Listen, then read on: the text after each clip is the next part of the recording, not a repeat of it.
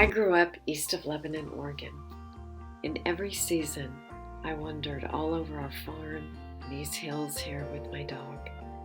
I knew the flowers, the trees, where the deer were, and when the blackberries were ready to pick. I understood the smell of the thick moss, and I cherished the apple tree hidden in the long forgotten meadow.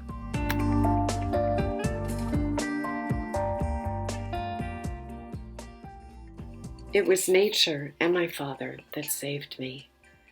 As a young girl, even before first grade, I knew my mother didn't want me or even like me. I remember asking my parents one evening in the kitchen if I was adopted, because in my young mind, I thought that would explain why my mom hated me. I wasn't a bad kid. I tried to be lovable. I did my schoolwork.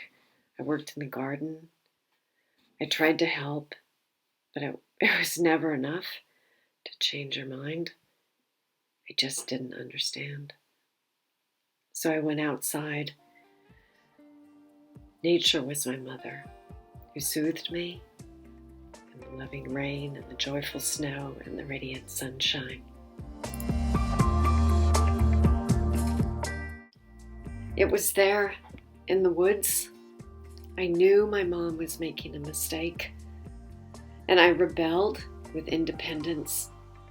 If she was to hate me, then I wanted to be free, outside, away from the darkness.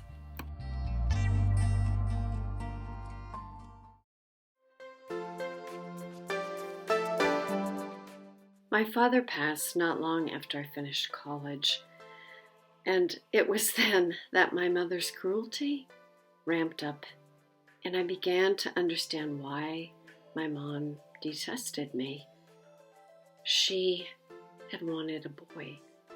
She put greater value on men. Boys had value, and a second daughter had none. And I rebelled even more. My spirit soared. I was determined to show the world that being a woman is so full of opportunity to discover and learn and to create. I believe in women. I believe that it's a remarkable event to be a woman.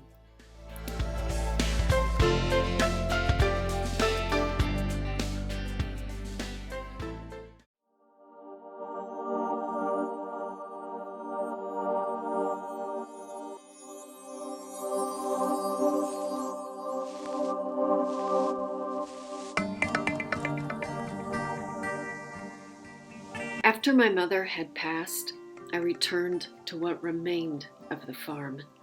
I soon discovered that my task list as an adult was hugely different from the chores of a 10-year-old. It was within the constantly growing task list that I discovered another problem. As a girl and young woman, I had been boxed in with gender norms and social norms. I was expected to set the table and fold napkins, but never learned how to shoot. I was forced to go to the mall for shopping, but I was never forced to change a tire. I was taught how to garden, but no one taught me how to use and repair a tractor. And the list of things I didn't learn from my father was a long one. I needed a huge range of skills, and I needed them now, if I and my farm were to survive.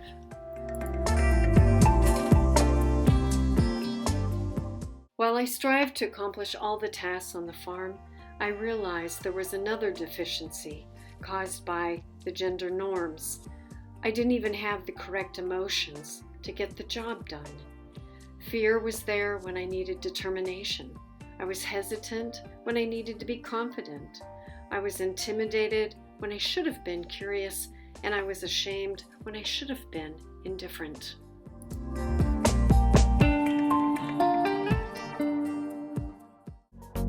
That spirit welled up inside of me once again. I knew women have the ability to accomplish so much. I just needed to align my thoughts and emotions with getting all the tasks done. And with time, it happened. I learned how to use emotions to overcome mental barriers. I learned how to cultivate a wealth of energy by using reason and emotion. I understood how to get beyond the gender norms and the social norms and the hurt of the past. I could succeed at getting a huge range of tasks done. I understood.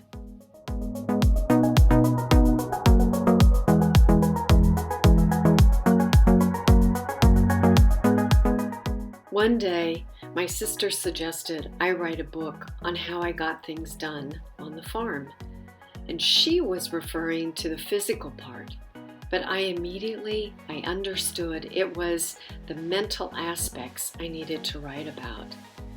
So I started writing. The energy from disappointments in life and frustration over gender norms, all of it transformed into a beautiful idea of helping other women smash down those internal barriers. I wanted all women who perhaps suffered as I had to really know they can use their mind to remove obstacles and then take the action they need to. I went to bookstores and libraries, and then I searched on the internet, checking to see if anyone had already covered this topic.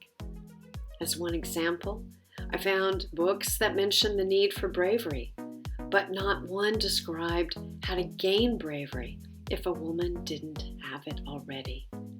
And I knew then I was on the right track.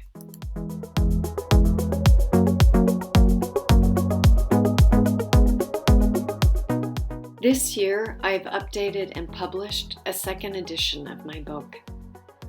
I believe we need an independent voice from women, all women, to help solve the many problems on this beautiful planet. I believe that women taking action can help bring balance to the world. I believe in women. Joy to you.